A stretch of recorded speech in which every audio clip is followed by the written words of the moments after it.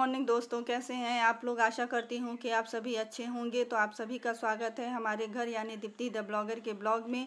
हमारे चैनल का नाम है दीप्ति द ब्लॉगर। तो जो लोग न्यू हों प्लीज़ चैनल को सब्सक्राइब कर लीजिएगा और बेल आइकन को ज़रूर प्रेस कीजिएगा, जिससे वीडियो का सारा नोटिफिकेशन आप लोगों तक पहुँचता रहे और आप लोगों से बातचीत हमारी होती रहे।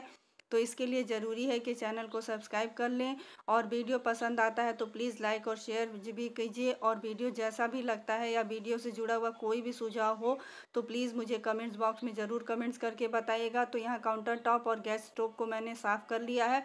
वैसे मैं रोज़ डेली रात में ही कल करके सोती हूँ, बट रात भर सारा मतलब जो पड़ा रहता है तो उसमें थोड़ी सी नेगेटिविटी का आ जाना पॉसिबल होता है। तो इस वजह से मैं सुबह इस तरीके से सफाई ज़रूर करती हूँ सूखे कपड़े से लेकर।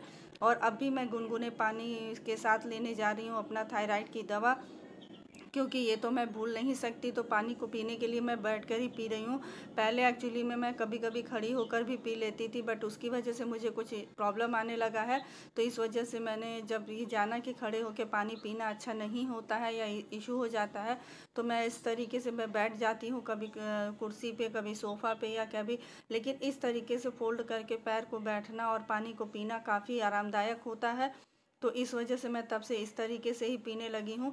और आज मैं अपना मॉर्निंग रूटीन, संडे का रूटीन आप लोगों के साथ शेयर कर रही हूँ। ये सुबह 4:45 बजे से मेरा ब्लॉग यहाँ से स्टार्ट कर दिया है हमने। तो अभी मैंने कोई काम किया नहीं है। वैसे का सारा काम करने के पहले मैं जो नहाने के बाद जो मुझे कपड़े पहनने हैं वो मैं डेली गए वाले कपड़े निकाल ले रही हूँ इस तरीके से। और इधर मैं थोड़ा आगे आगे ऊपर ऊपर डस्टिंग वगैरह करूँगी। एक्चुअली में ये डस्टिंग वगैरह थोड़ा इसलिए ज़रूरी हो जाता है ना कि सारा काम जब इकट्ठा करके रखो तो फिर होना पॉसिबल नहीं हो पाता है। तो अभी हस्बैंड और बच्चे सभी सोए हुए हैं, तो इधर मैं ऊपर ऊपर से जो थोड़ा बहुत डस्टिंग हो जाती है वो मैं कर ले रही हूँ। और आप ये देखिएगा, मेरे लाला, मेरे सोना अभी सो रहे हैं। अभी उन्होंने जगह नहीं है, मतलब आँख भी नहीं। और आप लोग शायद घड़ी भी देख रहे होंगे, इस टाइम अभी 5 बजने में 2 या 3 मिनट शायद कुछ बाकी भी है। तो अभी यहाँ मैंने डस्टिंग वगैरह स्टार्ट कर दी है। डस्टिंग स्टार्ट करने के बाद अब मुझे करना रहेगा झाड़ू और पोछा। और झाड़ू लगाते वक्त ही मैं थोड़ा सा मतलब आगे आगे ऊपर ऊपर करती रहती हूँ, कि उससे ये होता है कि अगर हम कभी टाइम नहीं मिलता है, हम कहीं बिज़ी हो जाते हैं या कुछ दूसरे काम में लग जाते हैं, तो जो थोड़ा बहुत डस्टिंग का हुआ रहता है तो ये उलझन नहीं होता है। क्योंकि जो खुला वाला एरिया रहता है, मतलब जो भी सामान खुले रहते हैं उसमें धूल गर्दे तो आना पॉसिबल ही होता है। और गर्मियों के दिनों में जैसे कि हम खिड़की दरवाजे हमेशा खोल के रखते हैं तो धूल गर्दे हमेशा आते रहते हैं। तो इतना डस्टिंग डेली का बहुत ज़रूरी हो जाता है। ये डस्टिंग मैं डेली डेली करती हूँ। वैसे मैं संडे को, आप सच बताऊँ तो मैं संडे को झाले वगैरह नहीं साफ़ करती हूँ, क्योंकि यहाँ बड़े बुजुर्गों का कहना है कि रविवार और मंगलवार के दिन घर के झाड़ू वगैरह को साफ़ नहीं किया जाता है, ये अच्छा नहीं माना जाता है। और झालों को साफ़ करने के लिए सबसे अच्छा और सबसे बढ़िया टाइम होता है, आपका दिन होता है शनिवार का दिन। तो मैं ज़्यादातर कोशिश यही करती हूँ कि मैं शनिवार के दिन ही सारा मतलब झाले वगैरह साफ़ करूँ। वैसे कुछ झाले लगे नहीं थे, इसलिए मैंने झाड़ू वगैरह को साफ़ नहीं किया है। बस झाड़ू लगाने के लिए मैं स्टार्ट कर दिया है हमने। और झाड़ू लगाते समय मैं थोड़ा कॉर्नर वगैरह में देख लेती हूँ, ऊपर के साइड में अगर मुझे कुछ गंदगी दिखाई भी देता है तो मैं उसे झाड़ू से ही, जहाँ तक झाड़ू पहुँच पाता है, मेरी लंबाई जहाँ तक जाती है, मैं वहाँ तक सफाई करती रहती हूँ। ऐसे ही सारा ज़्यादा धूल गर्दा इकट्ठा नहीं हो पाता है। तो इस तरीके से इतना थोड़ा बहुत डस्टिंग करना भी ज़रूरी हो जाता है। इससे ज़्यादा मैं संडे के दिन डस्टिंग नहीं करती हूँ, सैटरडे को डस्टिंग करती हूँ और संडे या मंडे तक आप लोगों के तक वो ब्लॉग पहुँचता है।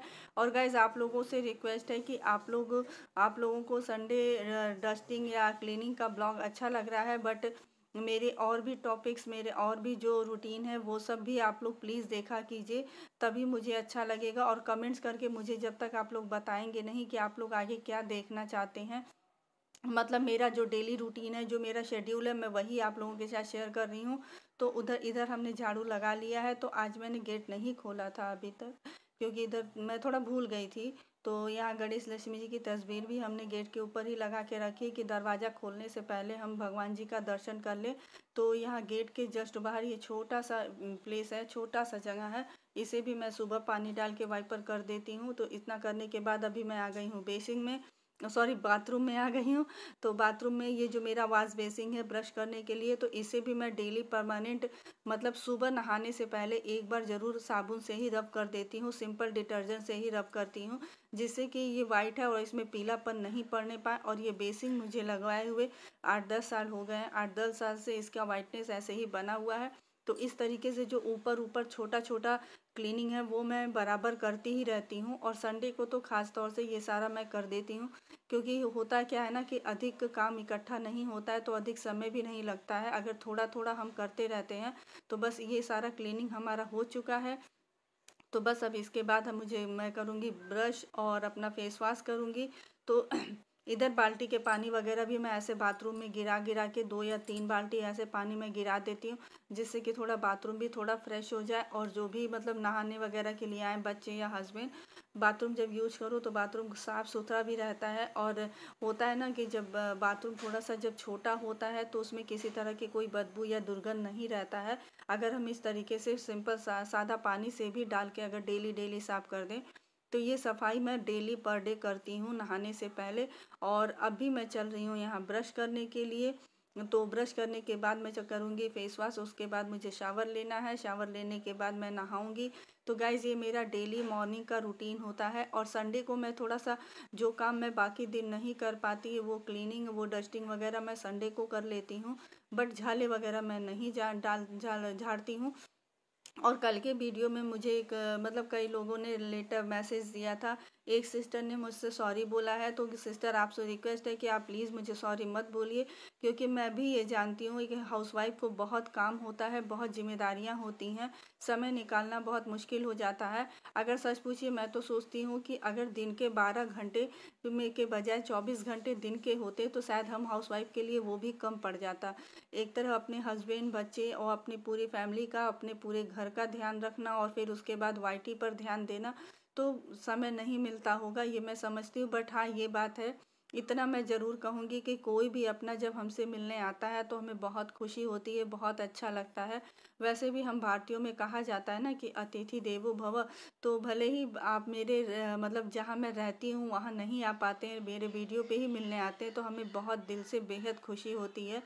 तो सिस्टर आप प्लीज़ सॉरी मत बोलिएगा, अगर सॉरी बोलना होता तो मैं भी सॉरी बोलती, क्योंकि मैं भी नहीं आ पा रही हूँ। और आप लोगों से रिक्वेस्ट है कि इधर थोड़ा मेरा पर्सनल इश्यूज चल रहा था, इस वजह से मैं वाईटी पे कंटिन्यू रेगुलर हो भी नहीं पा रही हूँ और किसी से मुलाकात भी हमारी नहीं हो पा रही है। तो यहाँ मैंने अभी रखा है आलू उबलने के लिए। तो आज हम बनाएंगे आलू और सोया बड़ी की सब्जी। और अभी इस टाइम मैंने पूजा वगैरह भी डेली का कर लिया है। तो पूजा का जो रूटीन था वो मैंने आप लोगों के साथ शेयर नहीं किया है। अपना मॉर्निंग पूजा रूटीन का एक ब्लॉग मैंने डाल रखा है, आप लोग चाहें तो वहाँ विजिट करके देख सकते हैं। वैसे सच बताऊँ तो आज पूजा करने में मुझे थोड़ा अधिक टाइम लग गया था, क्योंकि आज है एकादशी, एकादशी का दिन था।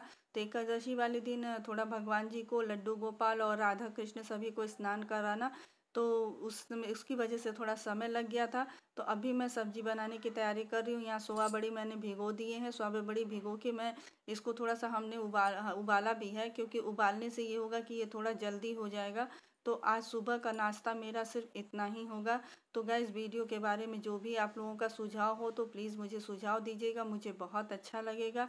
तो इसी आशा और इसी उम्मीद के साथ फिर अपना मॉर्निंग रूटीन मैंने आप लोगों के साथ शेयर किया कि आप लोग मुझे सपोर्ट करेंगे, मुझे हेल्प करेंगे। तो अभी आटा लगा लूँगी और दूसरी तरफ मैंने सोया बड़ी रख दी है उबलने के लिए, और एक तरफ रखा है हमने आलू। तो सोया बड़ी की सब्ज़ी जो मैंने आज बनाई है वो आप लोगों के साथ मैं शेयर नहीं करूँगी, क्योंकि इसकी रेसिपी हमने पहले भी आप लोगों के साथ शेयर की है। तो आप लोग चाहें तो वहाँ विज़िट करके आप वीडियो को देख सकते हैं। आलू भी उबल गया है, सोया बड़ी भी उबल गया है। अभी मैं कुकर को साफ़ कर ले रही हूँ, क्योंकि आलू उबाला था हमने ना, तो आलू उबालने के बाद कुकर में दाग वगैरह लग जाते हैं, तो इस वजह से थोड़ा सा साफ़ करना ज़रूरी रहता है। और आज एकादशी है तो इस वजह से मैं क्या कहते हैं कि चावल वगैरह नहीं बनाना है मुझे। तो आज मैंने दोपहर में बनाया था दाल का फरा, तो वो भी रेसिपी आप लोगों के साथ मैंने शेयर नहीं किया, क्योंकि वीडियो बहुत लंबा हो जाता है, बहुत लेंदी हो जाता है। मुझे लगता है कि शायद आप लोग ये ना सोचे कि मैं आप लोगों को पका रही हूँ। तो तो इधर हमारा मतलब कुकर भी गर्म हो गया है और आलू भी हम छील लेते हैं। आलू भी हमने ठंडा कर लिया है और सोया बड़ी भी हो गया है। तो इसमें हम बेसिक मसाले ही डालेंगे, क्योंकि आज हमने कूट के मसाले नहीं डाले हैं, क्योंकि थोड़ा थोड़ा मुझे ऐसा फील हो रहा है कि जैसे मुझे फीवर टाइप का है, तो मुझसे काम करने का जैसे उतना मन नहीं कर रहा है। थोड़ा सा पूरी बॉडी में बहुत दर्द भी हो रहा है। तो और मैं हॉस्पिटल इसलिए गई थी क्योंकि कंटिन्यू पता नहीं क्यों, बट मैं समझ नहीं पा रही हूँ, मेरे पैरों में बराबर दर्द रहते, इतना अधिक दर्द होता है कि मैं काम करते करते थकावट महसूस करती हूँ और जाकर बैठ भी जाती हूँ। तो ये दर्द परेशानी मुझे काफ़ी दिनों से था। तो बस मेरे हस्बैंड ने इसीलिए कहा था कि चल के पहले तुम दिखा लो। तो डॉक्टर ने कहा कि ऐसा कोई इशू दिख नहीं रहा। वैसे 2-4 टेस्ट उन्होंने लिखा है, तो वो टेस्ट भी हमने करवा लिया है। टेस्ट में ऐसा कुछ नहीं निकला है, सब पॉजिटिव ही निकला है, मतलब नॉर्मल निकला है। पॉजिटिव का मतलब सारी चीज़ें नॉर्मल ही निकली हैं। तो गाइज आगे का ब्लॉग आप लोग एंजॉय कीजिए। मिलती हूँ फिर अगले ब्लॉग में, तब तक के लिए बाय बाय, टेक केयर।